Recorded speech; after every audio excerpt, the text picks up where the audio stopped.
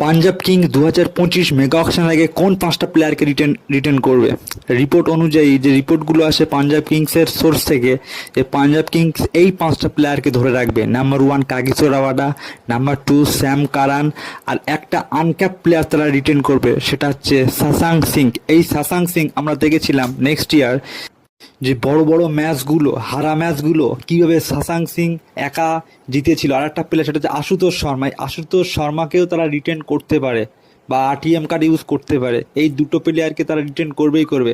আর যে প্লেয়ারকে written হর্ষার Patel number 4, আর একটা প্লেয়ার রিটেন করবে সেটা হচ্ছে আমরা জানি যে আর্শদীপ সিং।